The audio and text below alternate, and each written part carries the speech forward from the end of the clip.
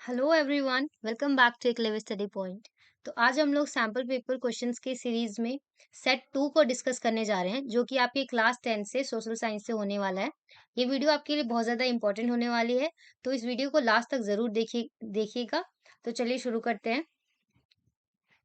तो सबसे पहले आज हम आ जाते हैं क्वेश्चन नंबर फर्स्ट पे। तो खंड क से हमारे पास पहला क्वेश्चन है, प्रथम अंतरराष्ट्रीय पृथ्वी सम्मेलन कब हुआ था? हमसे पूछा गया पृथ्वी सम्मेलन प्रथम अंतरराष्ट्रीय कब हुआ था?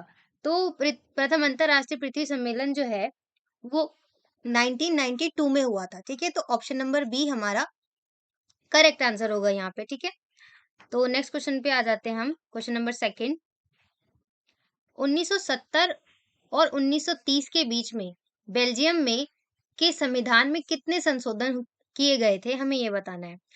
ऑप्शन है हमारे पास 4, 2, 6 या 3। तो जब हम देखते हैं कि 1970 से और 1993 के बीच में बेल्जियम के संविधान में संशोधन की अगर हम बात करते हैं, तो उसके संविधान में 4 संशोधन किए गए थे। ठीक है, तो इसलिए हमारे क्वेश्चन नंबर सेकंड का ऑप्शन ए जो है वो हमारा करेक्ट आंसर हो जाएगा। राइट, नेक्स्ट क्वेश्चन पे आ जाते हैं। क्वेश्चन नंबर थर्ड, हमें बताना है कि जॉबर कौन थे? जॉबर कोई मशीन थी, कोई लेबर था, कोई व्यक्ति था, कौन था? जॉबर कौन होता था? तो अगर हम जब जॉबर की बात करते हैं, तो जॉबर बेसिकली एक कोई पुराना विश्वस्त कर्मचारी होता था, जिसको क्या ब्रिटिशों द्वारा उसको जॉबर बना दिया जाता था, ताकि वो अन्य कर्मचारियों पर ध्यान रख सके और उसको उनको अपनी मनमानी ना करने दे। राइट, हमने चैप्टर में भी अच्छे से डिस्कस किया था।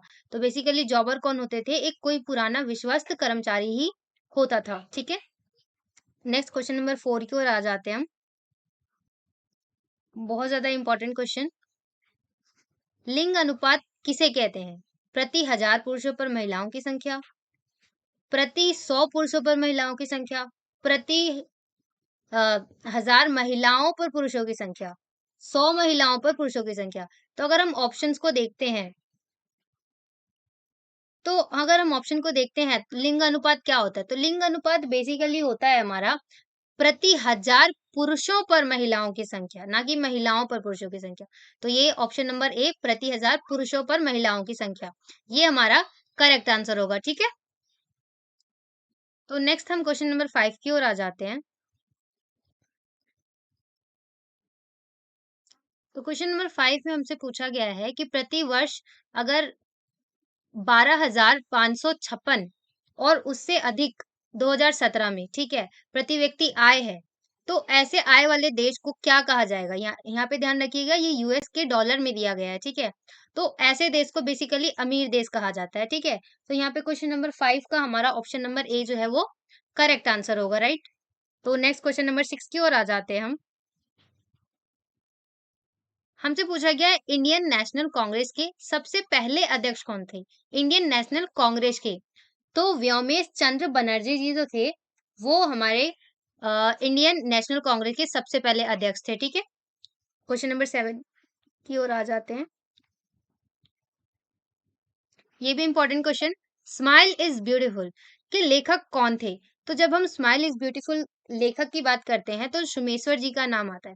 तो यहाँ पे क्वेश्चन नंबर 7 का ऑप्शन बी सुमेश्वर जो है हमारा करेक्ट आंसर होगा। ठीक है, क्वेश्चन नंबर 8 की ओर आ जाते हैं हम। निम्नलिखित में से कौन सा पड़ोसी देश भारत की तुलना में मानव विकास क्रमांक के मामले में बेहतर है? हमें बताना है। तो ऑब्वियसली अगर हम मानव विकास क्रमांक की बात करते हैं, तो श्रीलंका जो है, जो कि हमारा पड़ोसी देश है, वो भारत से आगे है। ठीक है, तो यहाँ पे हमारा option number B correct answer होगा। क्वेश्चन नंबर 9, भारत के राज्य में पंचायत और नगर पालिका के चुनाव करवाने वाली जो संस्था होती है, उसका नाम क्या होता है? अगर आपने चैप्टर में भी देखा होगा, तो हमने अच्छे से डिस्कस किया था कि जो भारत के राज्य हैं, उसमें पंचायत और जो नगर पालिका के चुनाव कराते हैं, उनको बेसिकली कहा जाता है राज्य निर्वाचन आयोग। तो यहाँ पे ऑप्शन नंबर ए हमारा करेक्ट आंसर होगा। ठीक है, अब क्वेश्चन नंबर 10 की ओर आ जाते हैं हम। भारत में भूमि निम्नीकरण के लिए उत्तरदायी मानवीय क्रियाओं को स्पष्ट करना है। वन कटाई, खेती करने के गलत तरीके, खनन। तो उपरोक्त सभी जो है हमारा करेक्ट आंसर होगा यहाँ पे, क्योंकि ये सभी कारण है जिसकी वजह से मानवीय क्रियाएं हैं ये, जिसकी वजह से भूमि का निम्नीकरण होता है। राइट, तो नेक्स्ट क्वेश्चन की ओर आ जाते हैं हम। क्वेश्चन नंबर 11 जो कि हमारे पास कथन और कारण है। कथन है हमारे पास सिंहलीय और जो तमिल थे उनके बीच अविश्वास व्यापक संघ में बदल गया। और कारण क्या है कि एक नए संविधान में यह निर्धारित किया गया कि जो राज्य श्रीलंका है उसमें बौद्ध धर्म की रक्षा और बढ़ावा देगा। जो राज्य है वो श्रीलंका में जो बौद्ध धर्म है उसकी रक्षा करेगा और उसको बढ़ावा देगा, ऐसा जो नया संविधान बना था उसमें बताया गया था। तो इसका आंसर होगा, हमारे पास 4 ऑप्शन दिए गए हैं। कथन और कारण दोनों सही हैं और कारण से कथन की सही व्याख्या करता है। कथन और कारण दोनों सही है लेकिन कथन कारण की सही व्याख्या नहीं करता है। कथन ए सही है लेकिन कथन आर गलत है। कारण आ गलत है लेकिन कथन ए सही है। तो जब हम इसकी बात करते हैं तो यहाँ पे हमारा अ, एक बारी देखते हैं हम फिर से क्वेश्चन को। यस, तो हमारे पास बिल्कुल कथन और कारण जो है वो हमारा बिल्कुल करेक्ट है, क्योंकि देखिए एक नया संविधान में बना था तो जो उसमें यही तो लिखा गया था कि जो श्रीलंका है उसमें जो बौद्ध धर्म है उसकी रक्षा की जाएगी और बढ़ावा दिया जाएगा, राइट। और ये भी बिल्कुल सही लिखा हुआ है कि जो सिंहली और जो तमिल है उनके बीच में जो अविश्वास था एक दूसरे के प्रति वो व्यापक संघ में जाके बदल गया। तो इस वजह से हमारा यहाँ पे ऑप्शन नंबर ए यानी कि कथन और कारण दोनों सही है और जो कारण है वो कथन की सही व्याख्या करता है। तो यहाँ पे ऑप्शन नंबर ए हमारा करेक्ट आंसर होगा, ठीक है। तो नेक्स्ट क्वेश्चन की ओर आ जाते हैं, क्वेश्चन नंबर 12।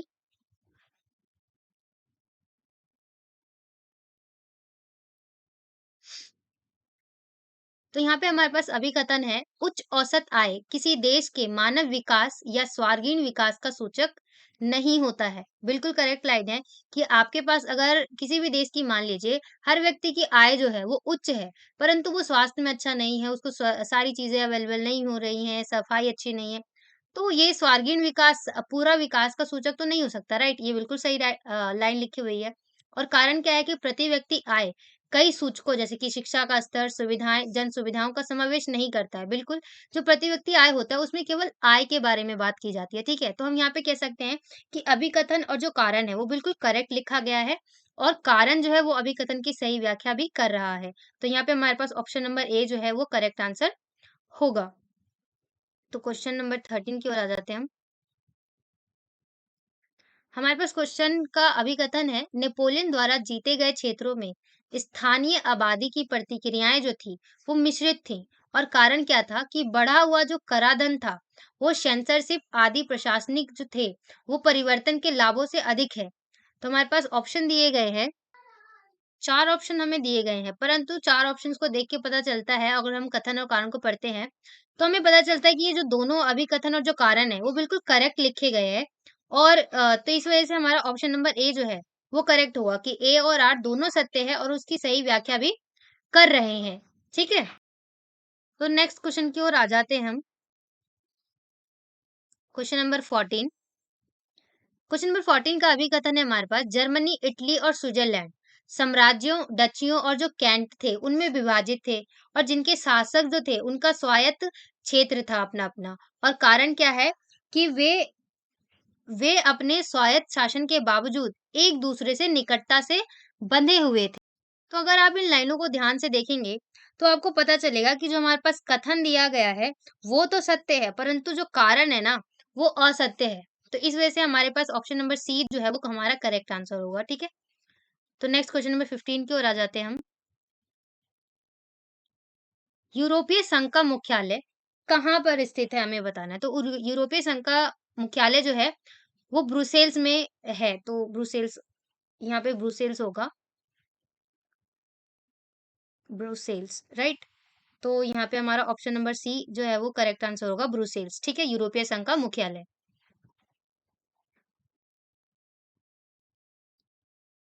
क्वेश्चन नंबर 16 हमारे पास उदाहरण दिए गए हैं जिसको देखकर हमें संसाधनों के प्रकार बताने हैं। तो जब हम उदाहरण को देखते हैं तो जैव और अजैव, अगर आपने चैप्टर को ध्यान से पढ़ा होगा तो आपको पता होगा कि जो जैव और जो अजैव संसाधन होते हैं उनको उत्पत्ति के आधार पर बांटा गया है, ठीक है। तो इसका आंसर होगा उत्पत्ति के आधार पर। ओके। और नेक्स्ट हमारे पास नवीकरणीय योग और अनवीकरणीय योग। तो ऑब्वियसली ये समाप्यता के आधार पर होंगे, है ना।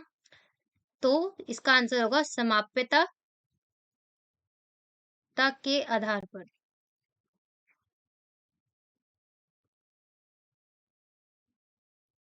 ठीक है? तो नेक्स्ट क्वेश्चन नंबर 17 की ओर आ जाते हैं हम। ये भी इम्पोर्टेंट क्वेश्चन है। रिंडरपेस्ट क्या था?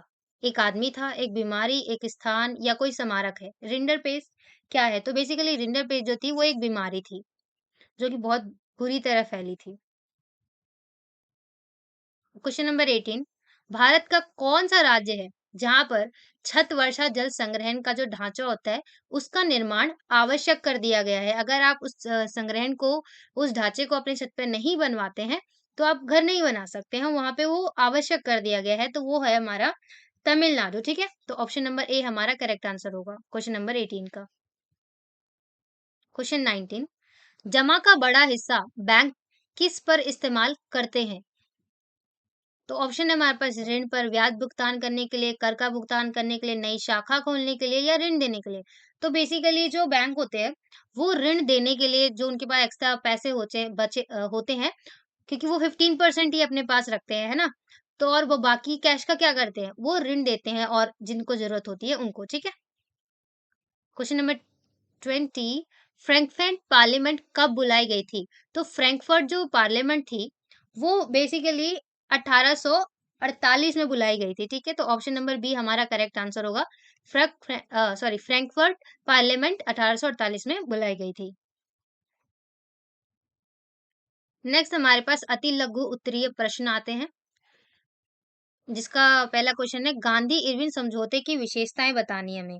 तो अगर आपने चैप्टर की वीडियो देखी होगी तो आपको अच्छे से पता होगा कि गांधी इरविन समझौता जो था वो 5 मई को 1931 में हुआ था। ठीक है, 5 मई 1931 में हुआ। आई होप कि आपको याद आ रहा होगा। और ये जो था वो सविनय अवज्ञा आंदोलन को स्थगित कर दिया जाएगा, ऐसा बोला गया था इसमें, कि जो सविनय अवज्ञा जो आंदोलन था उसको स्थगित कर दिया गया। ठीक है, और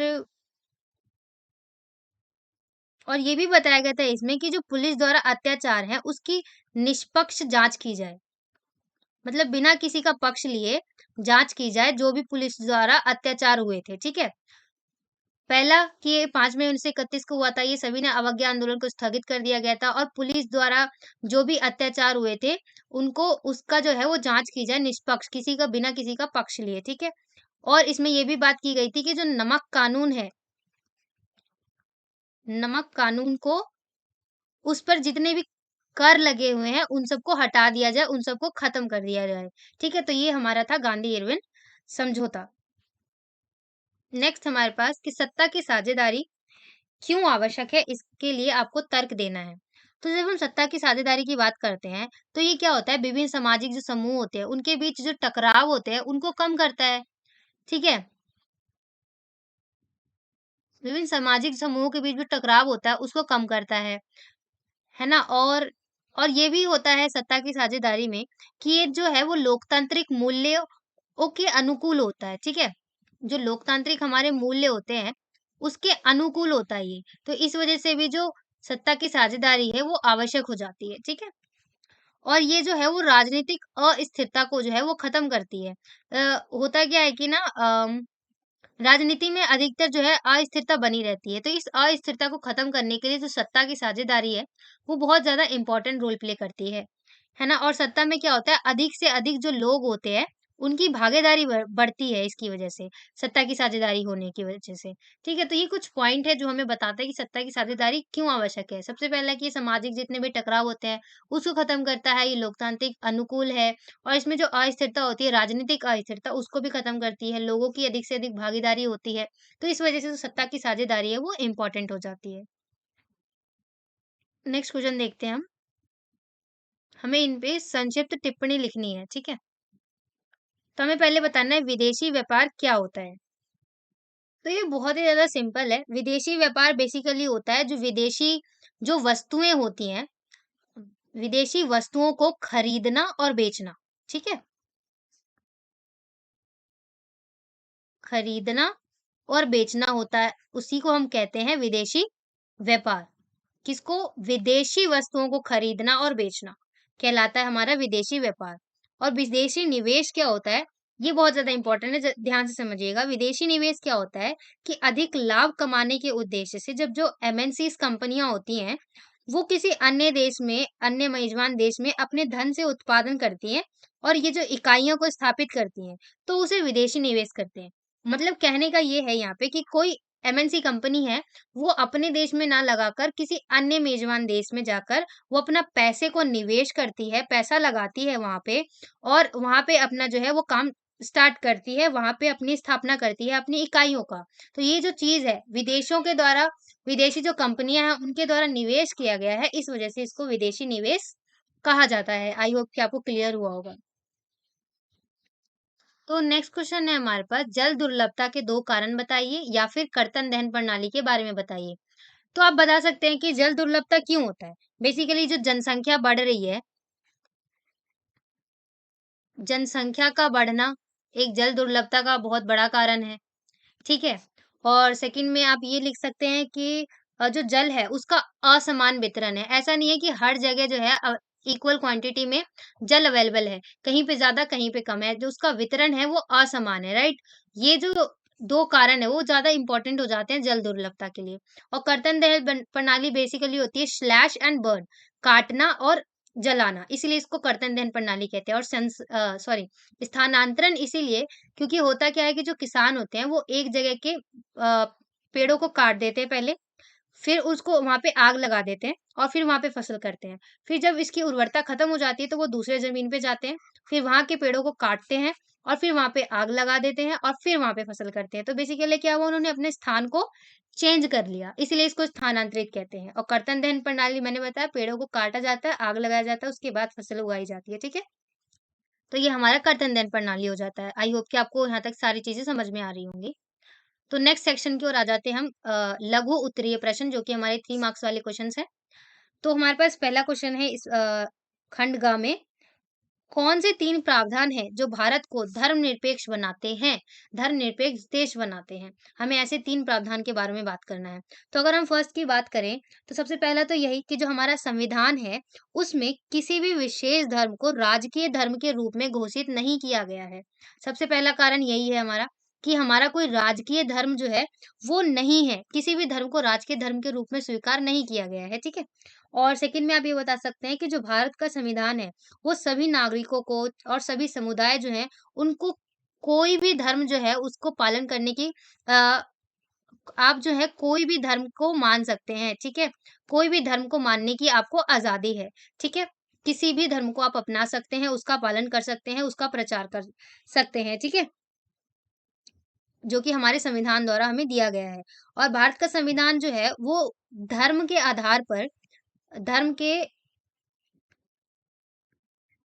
आधार पर जितनी भी मतलब भेदभाव होता है, जातिगत भेदभाव हो, उस उन सबको ना असंवैधानिक घोषित करता है जो हमारा संविधान होता है। ठीक है? तो ये कारण है जो हमें बताते हैं कि जो भारत है, वो एक धर्मनिरपेक्ष देश है। सबसे पहला हमारा कोई राजकीय धर्म नहीं है, आपको किसी भी धर्म को मानने की स्वतंत्रता है, आप किसी भी धर्म की प्रचार कर सकते हैं, पूजा कर सकते हैं, राइट? और हमारा संविधान जो है, वो धर्म के आधार पर चाहे वो कोई-सा भी भेदभाव हो, किसी को भी जो है लीगल नहीं ठहराता है, उसको असंवैधानिक घोषित किया गया है हमारे संविधान द्वारा। ये पॉइंट्स हमें बताते हैं कि जो हमारा भारत है, वो एक धर्मनिरपेक्ष देश है। ठीक है? नेक्स्ट क्वेश्चन नंबर 26, सरकार द्वारा किसानों के हित में किए गए संस्थागत सुधारों के बारे में बताना है, जो कि सरकार द्वारा किया गया है किसानों के लिए। ऐसे कौन से सुधार हैं? तो सबसे पहले की अगर हम बात करें तो सरकार ने फसलों की बीमा सुविधा दी है। किसानों को बीमा सुविधा मिली है, जो कि किसानों के हित में कार्य किया गया है, ठीक है? बीमा सुविधा। और अगर मैं सेकंड पॉइंट की बात करूँ, तो जो सहकारी बैंक होते हैं, उनका विकास कर जो किसान हैं, उनको ऋण सुविधा उपलब्ध कराई गई। पहले क्या होता था ना, किसानों को ऋण लेने में बहुत मुश्किल होता था। तो सहकारी जो बैंक थे, उनको मतलब उन बैंकों का विकास किया गया और उसके आधार पर क्या हुआ, किसानों को भी ऋण इजीली मिल पा रहे हैं, ठीक है? और अगर हम थर्ड रीज़न की बात करें तो जो फसल है, उसमें समर्थन मूल्य जो है वो सरकार द्वारा घोषित किया गया है कि यह जो है इस फसल का समर्थन मूल्य होगा और इससे कम रेट में आपसे कोई भी जो फसल है वो नहीं खरीद सकता है। समर्थन मूल्य को घोषित किया गया है, ठीक है? और अगर हम एक और एक्स्ट्रा पॉइंट की बात करें, तो जो मौसम संबंधी जो सूचनाएँ होती हैं, उनको दूरदर्शन द्वारा समय-समय पर प्रसारित करना, दूरदर्शन के साथ-साथ और भी कई ऐसे प्लेटफ़ॉर्म हैं, जिनके द्वारा किसानों को जो है मौसम संबंधी जानकारियाँ दी जाती हैं, ठीक है? जिससे क्या होता है किसान जो उन लोगों को पता चल पाता है मौसम के बारे में और वो अकॉर्डिंगली अपनी फसल को उगा सकते हैं, ठीक है? तो ये पॉइंट्स हैं जो कि सरकार द्वारा उठाए गए हैं किसानों के हित में। तो नेक्स्ट क्वेश्चन नंबर 27 है हमारे पास कि क्या कारण है कि जो बैंक हैं वो कुछ कर्जदारों को कर्ज देने के लिए तैयार होते ही नहीं है? ऐसे कौन से रीजन होंगे जिसकी वजह से बैंक का तो काम है कर्ज देना, फिर भी वो कुछ कर्जदारों को कर्ज नहीं दे पाता है? पहला रीजन ये है हमारे पास कि जो भारत है ना, उसके सभी जो ग्रामीण क्षेत्र हैं, उसमें सबसे पहली बड़ी बात तो यही है कि बैंक ही नहीं है। सबसे बड़ा रीजन यही है जो ग्रामीण क्षेत्र है वहां पर। और सेकंड रीज़न ये है हमारे पास अम, कि जो बैंक है उससे कर्ज़ा लेना साहूकार से कर्ज़ा लेने की अपेक्षा ज़्यादा मुश्किल लोगों को लगता है। ख़ासकर जो गरीब लोग होते हैं, उनको ईज़िली लगता है कि अम, वो ईज़िली साहूकार से ले सकते हैं अपना ऋण जो है, उनको ना कोई कागज़ देने की ज़रूरत है, ना कुछ। परंतु ये नहीं पता होता उनको कि बाद में उनका कितना शोषण होगा, ठीक है? तो गरीब लोगों को ख़ासकर ये लगता है कि बैंक से ऋण लेना बहुत ज़्यादा मुश्किल काम है, ठीक है? और एक और रीज़न ये भी हो सकता है कि बैंक ना कर्ज़ लेते वक़्त संपत्ति और जो तमाम किस्म के जो कागज़ात होते हैं कागज़ात की माँग करता है बैंक, जिसकी वजह से क्या होता है ना, कई लोग इसको फुलफ़िल नहीं कर पाते हैं, जिसकी वजह से बैंक क्या होता है, कर्ज़ नहीं दे पाता है। तो ये कारण है, जो हमें बताते हैं कि क्यों बैंक जो है, वो कुछ कर्ज़दारों को कर्ज़ देने के लिए तैयार नहीं हो पाते हैं। ठीक है? Next question number 28 most important question मैं आपको कहूँगी, very, very important question. Mumbai high क्यों प्रसिद्ध है? देश की अर्थव्यवस्था में उसका क्या स्थान है? हमें मुंबई हाई के बारे में बताना है, ये क्या है? बेसिकली मुंबई हाई ना क्या है कि मुंबई के पास एक खनिज तेल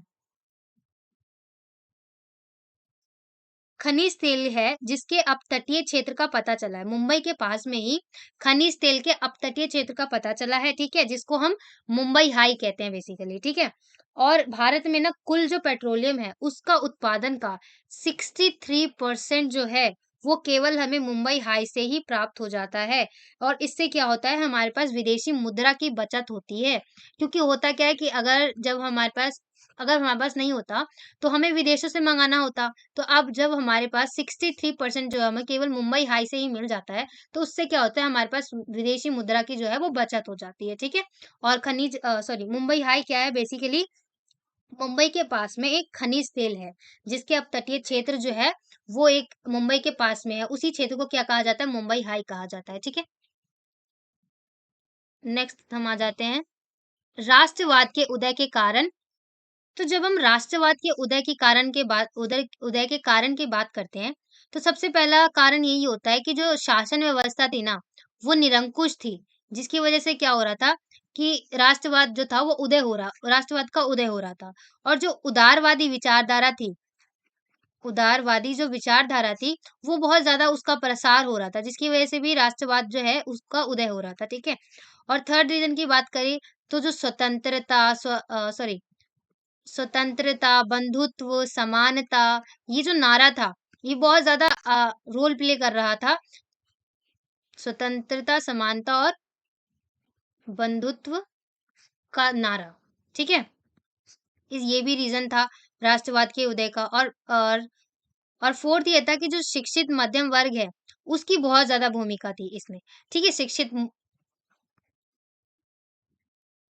शिक्षित मध्यम वर्ग, ठीक है? ये पॉइंट्स है जो हमें बताते हैं कि राष्ट्रवाद के उदय के क्या कारण थे, ठीक है?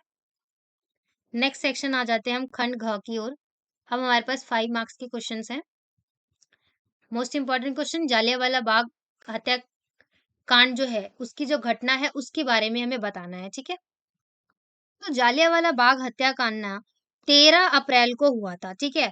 13 अप्रैल 13 अप्रैल को उसी दिन हुआ था जिस दिन पंजाब में ना बैसाखी मनाई जा रही थी, ठीक है?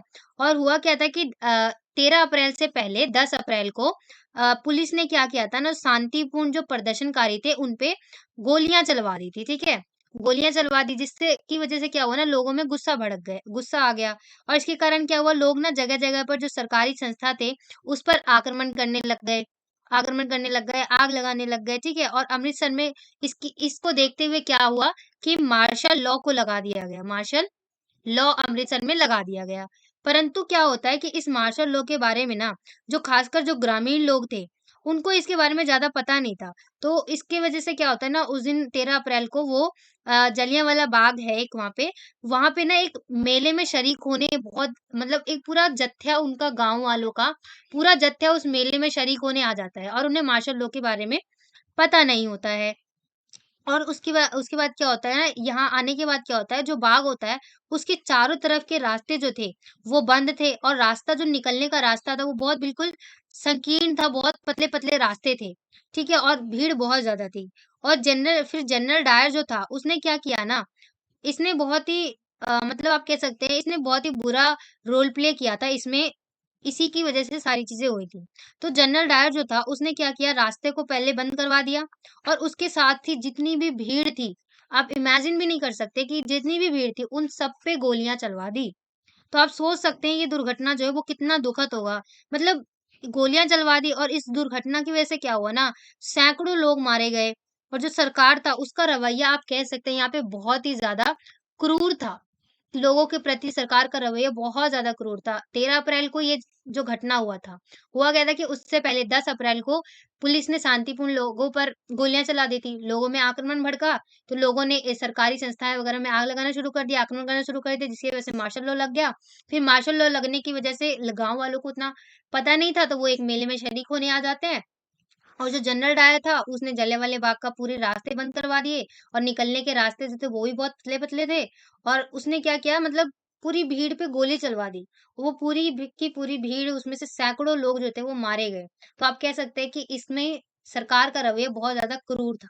तो ये हमारा जलियांवाला बाग हत्याकांड था। आई होप कि आपको क्लियर हुआ होगा। अदरवाइज़ आप चैप्टर की वीडियो में भी देख सकते हैं, हमने और भी ज़्यादा डिटेल में डिस्कस किया गया है उसमें, ठीक है? नेक्स्ट हमारे पास क्वेश्चन है, स्वामित्व के आधार पर संसाधनों के विभिन्न प्रकारों को समझाइए। तो जब हम स्वामित्व के आधार पर बात करते हैं तो सबसे पहले हमारे पास आता है व्यक्तिगत संसाधन, ठीक है, व्यक्तिगत संसाधन। और सेकंड हमारे पास आ जाता है सामुदायिक संसाधन, सामुदायिक संसाधन। और थर्ड की जब हम बात करते हैं तो थर्ड हमारे पास आता है राष्ट्रीय संसाधन, ठीक है। अगर आपने चैप्टर की वीडियो देखी होगी तो हमने उसमें भी अच्छे से डिस्कस किया हुआ है इन सभी चीजों को। और नेक्स्ट हमारे पास आता है अंतरराष्ट्रीय संसाधन, ठीक है, अंतरराष्ट्रीय संसाधन। तो व्यक्तिगत संसाधन बेसिकली वो होता है जो व्यक्ति के स्वामित्व में होता है, और सामुदायिक जिसमें पूरे समूह का यह हक होता है। और राष्ट्रीय संसाधन बेसिकली राष्ट्रीय सरकार जो है उसके अधिकार की वह राष्ट्र हित में व्यक्तिगत संसाधनों का अधिग्रहण कर सकती है। यहाँ तक कि राष्ट्रीय संसाधन में वे संसाधन भी आ जाएँ जो आपके हैं। सरकार चाहे तो उसपे भी अपना अधिकार जो है वो दिखा सकता है, बस कुछ बातों को ध्यान में रखकर, ठीक है? और अंतर्राष्ट्रीय संसाधन बेसिकली क्या होता है, समुद्री जो तट रेखा होती है उससे 200 किलोमीटर 200 किलोमीटर से परे जितना भी खुला इलाका है महासागर का, उस पर किसी भी देश का अधिकार नहीं होता है। कुछ अंतर्राष्ट्रीय संस्थाएँ होती हैं, जिनके अनुमति के बगैर अंतर्राष्ट्रीय संसाधनों का उपयोग नहीं किया जाता है, ठीक है? तो इन 4 को आप अपने लैंग्वेज में भी अच्छे से डिफाइन करके लिख सकते हैं, ठीक है? नेक्स्ट क्वेश्चन की ओर आ जाते हैं हम। ये भी बहुत ज़्यादा इम्पोर्टेंट क्वेश्चन है। आई गेस हम इसको पहले भी डिस्कस कर चुके हैं कि जेब में रखा रुपए सारी वस्तुएं सेवाएं नहीं खरीद सकता है, जिसका आवश्यकता आपको एक बेहतर जीवन के लिए हो सकती है। क्या आप इस कथन से सहमत है? हाँ जी, हम बिल्कुल सहमत है इस कथन से। बेसिकली देखिए, जब अगर आपके पास मान लीजिए बहुत पैसा है और चारों तरफ जो वो बीमारी फैली हुई है, तो इसकी कोई गारंटी नहीं है कि वो आपको बीमारी नहीं होगी। हाँ, ये हो सकता है आप उसका इलाज करवा लेंगे, परंतु वो बीमारी आपको होगी ही नहीं, ऐसा तो कुछ नहीं है ना, चाहे आपके पास जितने भी पैसे हों। ठीक है? और अगर आपको पर्यावरण चाहिए, प्रदूषण मुक्त पर्यावरण आपको चाहिए, तो वो भी आप जितना पैसा खर्च कर लीजिए, प्रदूषण मुक्त पर्यावरण नहीं हो सकता जब तक आप अपने कदम नहीं उठाएँगे। ठीक है? तो प्रदूषण मुक्त पर्यावरण पैसा नहीं खरीद सकता। आपको बीमारी हो ही ना, ऐसा तो बिल्कुल नहीं हो सकता पैसों की वजह से, ठीक है? और संक्रामक जो बीमारियाँ हैं, उससे भी आप नहीं बच सकते। और जो भौतिक वस्तुएँ, खासकर जब सम्मान की बात आती है, जब स्वतंत्रता की बात आती है, तो वो तो पैसा बिल्कुल नहीं खरीद सकता, ठीक है? और जीवन की जितनी भी खुशियाँ हैं, वो तो मुद्रा नहीं खरीद सकता। खुशियों की जब हम बात करते हैं, तो वो भी मुद्रा जो है वो नहीं खरीद सकता है। तो ये पॉइंट्स हमें बताते हैं कि जेब में रखा रुपया, चाहे आपके पास जितने भी पैसे हों, वो सारी खुशियाँ, सारी चीज़ें, सारी सेवाएँ नहीं खरीद सकता है, ठीक है? नेक्स्ट क्वेश्चन नंबर 33 की ओर आ जाते हैं हम। क्वेश्चन नंबर 33 है हमारे पास, लोकतांत्रिक व्यवस्था को तानाशाही से बेहतर क्यों माना जाता है? तो ऐसे कई रीज़न हैं जिसकी वजह से जो लोकतांत्रिक व्यवस्था होती है, उसको तानाशाही से बेहतर माना जाता है। पहला रीज़न तो यही कि लोकतंत्र जो है उसमें निष्पक्ष चुनाव होते हैं। बिना किसी का पक्ष लिए स्वतंत्र चुनाव होते हैं। और दूसरा रीज़न ये होता है कि लोकतंत्र में नीति तथा जो निर्णय होते हैं, उन पर खुली बहसें होती हैं। खुली बहस होती है, जिसकी वजह से भी लोकतंत्र को अच्छा माना जाता है। खुली बहस की वजह से क्या होता है, निर्णय जो है वो निष्पक्ष लिया जाता है और अच्छे निर्णय लिए जाते हैं। और थर्ड रीज़न ये होता है कि जो लोकतंत्र होता है उसमें वैध सरकार होती है, ठीक है? वैध सरकार होती है। और फोर्थ रीज़न ये होता है हमारे पास कि जो लोकतंत्र होता है उसमें नागरिकों की स्थिति बहुत अच्छी होती है। नागरिकों की स्थिति अच्छी होती है, उनको सारी चीज़ें अवेलेबल होती हैं, उनको स्वतंत्रता होती है और ये निश्चित अवधि के बाद जो है यहाँ पर चुनाव भी होते हैं, तो ये भी एक अच्छा रीज़न होता है लोकतंत्र का। ठीक है? तो ये कारण है जिसकी वजह से लोकतंत्र को तानाशाही के मुकाबले में अच्छा माना जाता है। नेक्स्ट हमारे पास खंड डा है जिसमें हमारे पास केस आधारित प्रश्न दिए गए हैं। निम्नलिखित केस को हमें पढ़ना है और फिर उसके आंसर्स को हमें लिखना है, ठीक है? तो पहले हम क्वेश्चंस को पढ़ लेते हैं।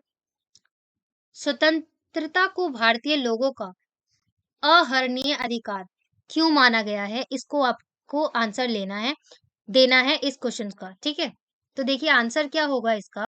तो जब आप ऊपर आएँगे पैराग्राफ में देखेंगे, तो आपको यहाँ पे साफ-साफ लिखा हुआ मिलेगा कि समाज की तरह जो भारत की जो जनता है उसका स्वतंत्रता जो है वो एक अहरणीय अधिकार है क्योंकि ऐसा माना गया है संविधान के अकॉर्डिंग जब स्वतंत्रता दिवस की जब शपथ ली जा रही थी कि जो आजादी मिलना और उनकी मेहनत का फल मिलना जीवन की सभी आवश्यकताएं पूरी हो और उन्हें आगे बढ़ने के पूर्ण अवसर मिले ये अधिकार है एक तरह से जो आदमी होते हैं उनका, नागरिकों का, ठीक है? तो नागरिकों के पास ये अधिकार अवश्य होने चाहिए, इनको इन अधिकारों से वंचित नहीं रखा जाना चाहिए।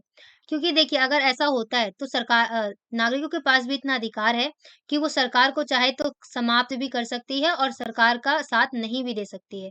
तो ये अधिकार नागरिकों को मिलना बिल्कुल ज़रूरी हो जाते हैं, आहरणीय हो जाते हैं, ठीक है? नेक्स्ट क्वेश्चन की ओर आ जाते हैं हम।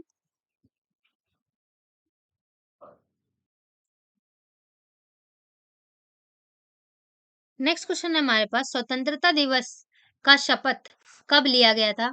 तो आप इजीली अगर आप ऊपर पैराग्राफ में आते हैं तो आपको इजीली इसका आंसर दिख रहा होगा कि स्वतंत्रता दिवस की जो शपथ है वो 26 जनवरी 1930 को लिया गया था, ठीक है? तो हमारे सेकंड आंसर ये होगा 26 जनवरी 1930।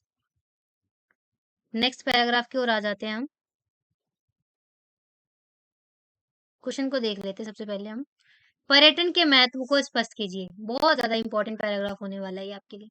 जब हम पर्यटन के महत्व के बारे में बात करते हैं, तो देखिए आपको इज़िली पैराग्राफ में इसका आंसर भी मिल जाएगा।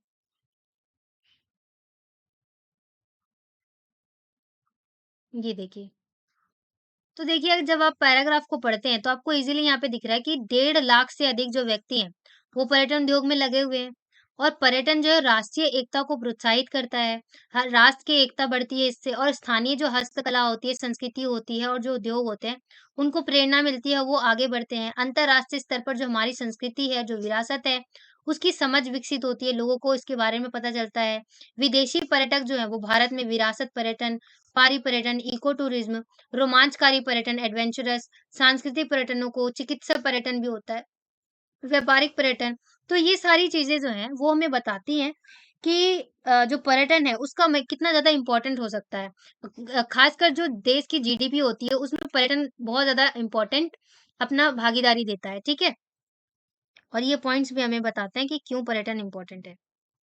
नेक्स्ट क्वेश्चन है हमारे पास, विरासत पर्यटन के कोई 2 उदाहरण लिखने हैं। तो विरासत पर्यटन बेसिकली वो होते हैं तो विरासत पर्यटन बेसिकली वो स्थान या वो जगह होते हैं जहाँ पे हमारी विरासत के बारे में हमको पता चल सके। विरासत के जो लोग होते थे उनके बारे में पता चल सके।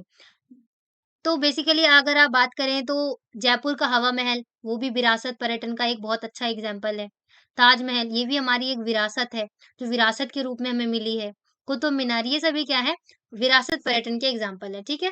विरासत पर्यटन बेसिकली वो विरासत होते हैं, जो वो स्थान, वो गतिविधियाँ होती हैं, जिनके अनुभव करने से क्या होता है हमें विरासत के बारे में पता चलता है, जो पुरानी कहानी में बताया गया है, अतीत के लोगों के बारे में बताते हैं, ठीक है? तो बेसिकली उनको हम विरासत पर्यटन कहते हैं, ठीक है? नेक्स्ट क्वेश्चन की ओर आ जाते हैं हम। भारत में पर्यटन सुधार के लाभों का आकलन कीजिए। मतलब भारत में क्या किया गया है, पर्यटन जो है उसमें सुधार किया गया है और भी चीज़ों को विकसित की गई है। तो उसके लाभ क्या हुआ, हमें ये बताना है। तो जब हम पर्यटन के सुधारों से लाभ की बात करते हैं, तो इसके असीमित लाभ हैं। जैसे कि जब लाभ पर्यटन सुधार होंगे, अच्छे से सड़कें बनेंगी, जहाँ वहाँ तक पहुँचने का रास्ता होगा, अकोमोडेशन मिलेगा लोगों को, अच्छा फूड एंड बेवरेज मिलेगा लोगों को। तो इससे क्या होगा, पर्यटन बढ़ेगा, लोग आकर्षित होंगे, सफाई वगैरह को ध्यान में रखा जाएगा, तो लोग आकर्षित होंगे, ट्रैवल करने आएँगे, जिससे हमारे जीडीपी में भी हेल्प मिलेगा। और जो छोटे-छोटे लोग होते हैं, जो खासकर उनकी जो छोटी-छोटी दुकानें होती हैं आस-पास में, उनको भी रोज़गार बढ़ेगा उनका, उनकी भी कमाई अच्छी होगी। तो ऐसे कई रीज़न हैं जो एक-दूसरे के साथ जुड़कर हमें बताते हैं कि पर्यटन जो है, वो बहुत ज़्यादा इम्पोर्टेंट हो जाएगा अगर पर्यटन में सुधार किया जाए तो। उसके लिए उससे हमें बहुत कई अनेक लाभ मिलेंगे, ठीक है? आई होप कि आपको क्लियर हुआ होगा। नेक्स्ट क्वेश्चन नंबर 36, ये भी हमारे पास कथन एंड कारण क्वेश्चन है अगेन। हमारा फर्स्ट क्वेश्चन है 36 का, परिषद चुनावों के बहिष्कार के संबंध में जस्टिस पार्टी की भूमिका बतानी है हमें। तो बेसिकली जो जस्टिस पार्टी थी ना, वो उसका रोल ये था उस चुनावों में कि खासकर जो जस्टिस पार्टी थी, उसकी स्थापना जो थी, वो इंडियन लिबरल फेडरेशन था, ठीक है? और इसकी स्थापना 20 नवंबर को हुई थी। 20 नवंबर 1916 को हुई थी जस्टिस पार्टी की स्थापना। इसने क्या किया था ना, खासकर जो गैर ब्राह्मण लोग थे, वो उनको ना कई ऐसे अधिकार थे जो केवल ब्राह्मणों को ही मिलते थे। तो जस्टिस पार्टी ने क्या करा था कि उसने ऐसे सहयोग किया लोगों को कि जो गैर ब्राह्मणी लोग थे, उनको भी ये अधिकार दिया जाए, ऐसा बोला गया जस्टिस पार्टी के द्वारा। तो ये जो रोल था, वो जस्टिस पार्टी का था चुनाव में, ठीक है? परिषद चुनावों में, ठीक है? और नेक्स्ट है हमारे पास आर्थिक मोर्चे पर असहयोग आंदोलन का असर जो है वो नाटकीय रहा था, ऐसा क्यों? तो देखिए जब आप पैराग्राफ में ऊपर आएंगे तो आपको इजीली इसका आंसर दिखेगा। देखिए, आर्थिक मोर्चे पर असहयोग का असर और भी ज़्यादा नाटकीय रहा था। क्यों? क्योंकि विदेशी जो वस्तु थे, उसका बहिष्कार किया जा रहा था। शराब की दुकान की पिकेटिंग की जा रही थी। पिकेटिंग इन द सेंस कि अंदर जाने का जो रास्ता होता है, उसको ब्लॉक कर दिया जाता है, ठीक है? और विदेशी कपड़ों की होली जलाई जा रही थी। सारे कपड़ों को इकट्ठा करके उनकी होली जला दी जा रही थी। तो ये सभी चीज़ें जो थी, वो बताती है कि जो आर्थिक मोर्चा था, उस पर असहयोग का असर जो है और भी ज़्यादा नाटकीय रहा था आर्थिक तौर पर, ठीक है? और नेक्स्ट हम आ जाते हैं, नेक्स्ट क्वेश्चन है हमारे पास विदेशी कपड़ा व्यापार पर बहिष्कार जो है वो आंदोलन से पड़े प्रभाव को स्पष्ट करने में आंदोलन पर क्या प्रभाव पड़े इस बहिष्कार के द्वारा। तो अगेन आप देखिए ऊपर आएंगे तो आपको इजीली इसका आंसर भी दिख जाएगा। ये देखिए यहाँ पे इजीली दिख रहा है कि उसकी कीमत जो है मतलब बीच जो विदेशी कपड़ों का आयात था वो आधा रह गया था और उसकी कीमत की वजह से क्या हुआ था 102 करोड़ से घटकर 57 करोड़ रह गई थी और बहुत सारे जो स्थान थे वहां पर व्यापारियों ने विदेशी चीजों का व्यापार करने से ही और विदेशी व्यापार जो है उसमें पैसा लगाने से ही इनकार कर दिया था। तो ये जो है आर्थिक रूप से उस पर बहिष्कार के वो इंजाम जो थे अंजाम वो ऐसे आए थे बहिष्कार करने के, ठीक है? तो जब बहिष्कार जो है वो आंदोलन फैला, तो लोग आयातित कपड़ों को छोड़कर केवल भारतीय कपड़े पहनने लग गए। तो भारतीय कपड़ा मिल जो थे और हथकरघा थे, उसमें उत्पादन बढ़ गया। तो ये रीज़न थे। तो ये असर पड़ा था किस पर? ब विदेशी वस्तुओं के बहिष्कार पर, ठीक है? तो ये असर पड़ने की वजह से क्या हुआ? विदेशी वस्तुओं का बहिष्कार हुआ, भारतीय कपड़े जो थे उनका पहनावा भी बढ़ने लगा और वो आगे बढ़ने लगे, ठीक है?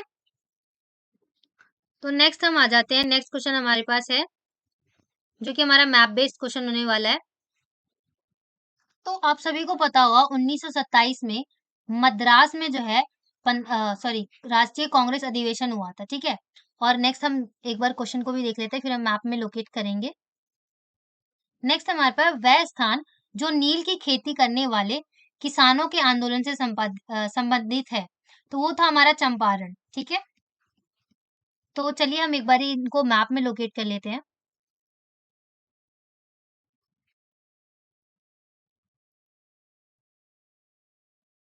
तो ये देखिए, मद्रास जो है वो पहले के टाइम पर जो तमिलनाडु है उसी को बेसिकली पहले के टाइम पे मद्रास कहा जाता था। ठीक है, तो कुछ यहाँ पर जो है वो आपका मद्रास आता है।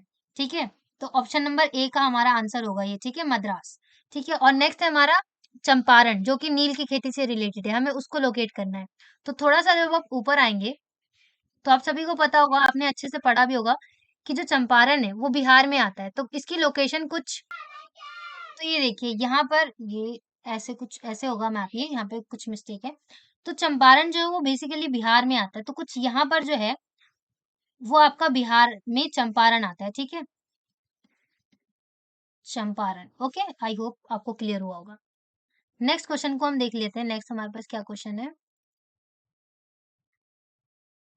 हमें रावत भाटा आणविक ऊर्जा संयंत्र के बारे में बताना है, मुर्शिदाबाद जो रेशम वस्त्र केंद्र है वो बताना है, और भाखड़ा नांगल बांध के बारे में बताना है मैप में। ठीक है, तो सबसे पहले हम रावत भाटा के बारे में बताते हैं। रावत भाटा आणविक ऊर्जा संयंत्र,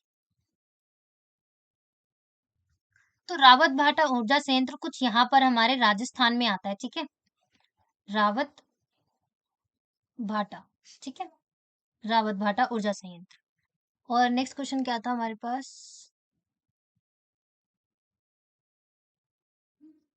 मुर्शिदाबाद रेशम वस्त्र, मुर्शिदाबाद रेशम वस्त्र। तो मुर्शिदाबाद पश्चिम बंगाल में आता है, कुछ ये लोकेशन है इसकी। ठीक है, मुर्शिदाबाद की।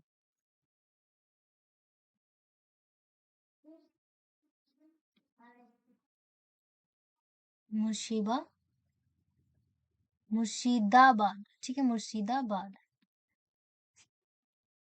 मुर्शिदाबाद। एंड नेक्स्ट हमारे पास था भाखड़ा नांगल, आई गेस। एक बार क्वेश्चन देख लेते हैं। यस, भाखड़ा नांगल बांध।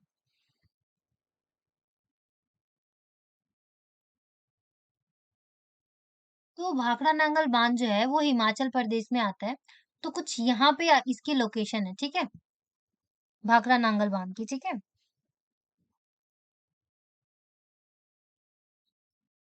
भाखड़ा नांगल बांध। ठीक है, भाखड़ा नांगल बांध आपका कुछ यहाँ पे एग्जैक्ट लोकेशन है। एक बार मैं आपको इसको स्मॉल करके दिखाती हूँ पूरे मैप को।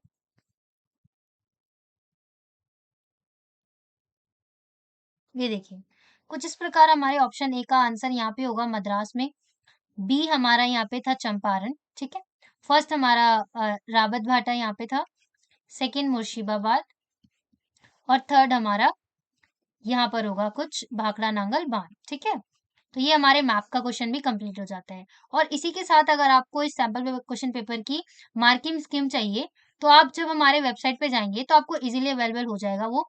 तो चलिए मैं आपको एक बार स्टेप बता देती हूँ कैसे आपको इसके मार्किंग स्कीम को सर्च करना है। ठीक है, तो सबसे पहले आपको गूगल पे जाना है।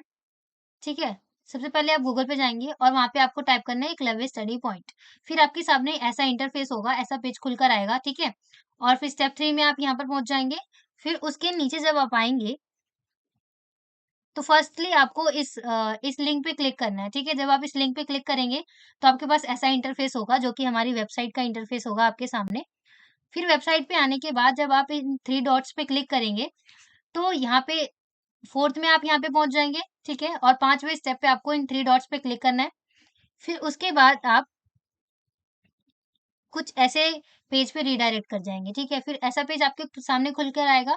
फिर स्टेप 6 में आपको यहाँ पे मार्किंग स्कीम पे क्लिक करना है, और फिर उसके बाद आप जो भी क्लास के स्टूडेंट हैं उस पे क्लिक करना है। मान लीजिए आप क्लास 10 के स्टूडेंट हैं तो आपको क्लास 10, फिर उसके बाद आपके पास सब्जेक्ट वाइज पेज खुलकर आएंगे, तो आपको उसमें से सब्जेक्ट सिलेक्ट करना है। मान लीजिए आप सोशल स्टडी का ढूंढ रहे हैं, तो सोशल स्टडी पे क्लिक करेंगे तो आपके सामने मार्किंग स्कीम जो है वो आपके सामने होगी। ठीक है, तो कुछ इस प्रकार आप मार्किंग स्कीम को डाउनलोड कर सकते हैं हमारी वेबसाइट पे जाके। ठीक है, और इसी के साथ ये जो वीडियो है बहुत इंपॉर्टेंट थी। आई होप कि आपको समझ में भी आया होगा, और फिर भी अगर आपको कुछ पूछना हो तो please do right in the comment section. और अगर आपको ये वीडियो पसंद आई है तो do like, share and subscribe, and thanks for watching.